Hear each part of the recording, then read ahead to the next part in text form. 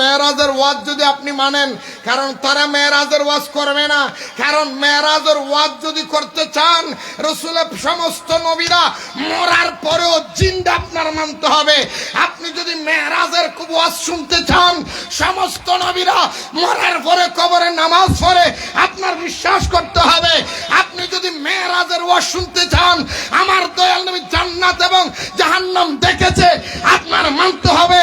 আপনি যদি মেরাজের ওয়াজ করেন, নবী যে নূরের নবী, আপনার মানতে হবে। আপনি যদি মেরাজের ওয়াজ করেন, নামাজে আমার দয়াল নবীর মেরাজের হাদিয়া আপনার মানতে হবে। কারণ কথা বলেন না কেন? কারণ এই বিয়াক কলে তো সারা বছর কইছে নবী মাড়ি, সারা বছর নবীর কি কইছে? এই নবীর মাড়ি কন্যা মৌলবী বাংলাদেশে নাই, এই আপনাকে হবিগঞ্জে নাইও, এই এলাকার মধ্যে নাই। না বলে এই বেড়ারে কইবেন, ও বেড়া তুই নবীর কস মাড়ি, তোরে ফেডাল লসি কোন বেড়ি?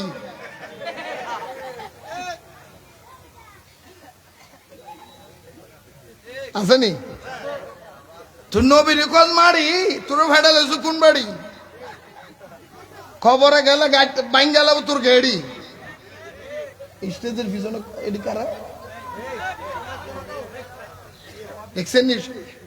না না, এগুলি শয়তানে নিয়েছে ইনজেকশন মাইরা ডিস্টার্ব করে না। দুনিয়ার মধ্যে জায়গাটা যেমন আর নাই, হবিগঞ্জের মধ্যে তোর লাগে জায়গা ফুরে গেছে গালে বেড়া। তুই বিলের মাঝে গিয়ে একটা যেটা মন সেটা করকা, তুই ওটা শয়তান আছে, ঠিক নিও। আরো জোরে বলেন, আমাদের নবীর নুন নামাড়ি দলিল কই?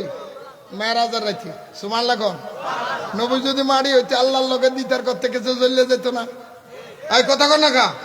আরো জোরে বলেন।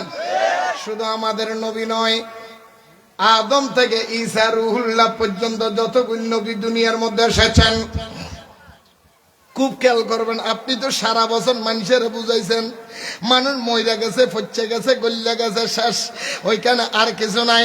মেরাজের ওয়াজের মধ্যে দেখা যায় আমার দয়াল নবী রহমতুল্লিল আলামিন বলেন, আমি মেরাজে যাওয়ার সময় আমি সমস্ত নবীদেরকে খবরের মধ্যে দেখলাম নামাজ আদায় করতে। আমি নবী যাইতে যাইতে বাইতুল মুকাদ্দাস যাইয়া দেখি সমস্ত নবীরা লাইন ধরে দাঁড়ানো আছে। আমি নবী 2 রাকাত নামাজ পড়াইলাম, ইমামতি করলাম, সমস্ত নবীরা মুসল্লি হইলেন। তাহলে মেরাজুন নবী শিক্ষা দেয় সমস্ত নবীরা মরা নয়, মরার পরও নবীরা জিন্দা, তারা নামাজ আদায় করে। কথা বলো না কেন? মেরাজে প্রমাণ করে নবীরা কি, নবীরা কি শুধু জিন্দা নয়, কবরে কি ভরে, কবরে কি ভরে।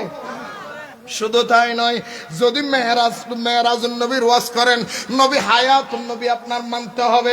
হুজুর কেন কেন কেন? আমার দয়াল নবী মেরাজের রাত্রের মধ্যে আল্লাহর দরবারে চলে গেলেন 27 বছর। কয় বছর? এই জোরে বলেন কয় বছর? আর একটু জোরে বলেন কয় বছর? 27 বছর নবী আল্লাহর দরবারে গেলেন। 27 বছর পরে আসিয়া দেখেন আমার দয়াল নবী রহমতুল্লিল আলামিন আসিয়া দেখেন এখনো মা হযরতে উম্মে হানির ঘরের মধ্যে ওযু করে গিয়েছেন, ওযুর পানি এখনো চলে। যেই দরজা দিয়ে বের হয়েছিলেন দরজার শিকল এখনো নড়ে। যেই বিছানাতে রাসূল উঠে গিয়েছিলেন বিছানা এখনো গরম রয়ে গেছে। আল্লাহ 27 বছর বসার বিছানা গরম থাকে কেমনে? আল্লাহ 27 বছর দরজার শিকল নড়ে কেমনে?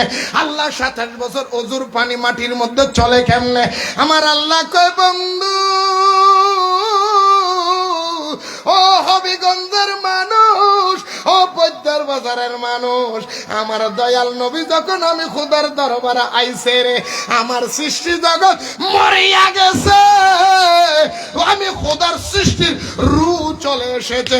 আমার নবী 27 বছর পরে আবার যখন জমিনে গেছে, রূহ উঠেছে, রূহ ঢুকেছে, আবার নড়াচড়া করেছে। তাই আমার দয়াল নবী সমস্ত সৃষ্টি জগতের রূহ।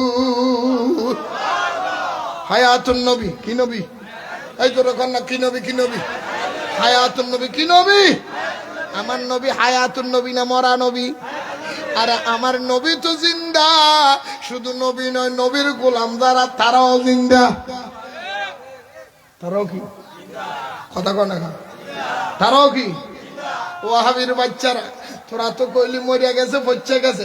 আরে যদি মইরা যায়, ফচ্চা যায়, সে আমার নবীর গোলামেরা মইরা গেলে, ফচ্চা গেলে, খবরস্থানে গিয়ে তুই সালাম দিলি কারে? তোর বাপেরে দিলি না তোর দাদারে দিলি?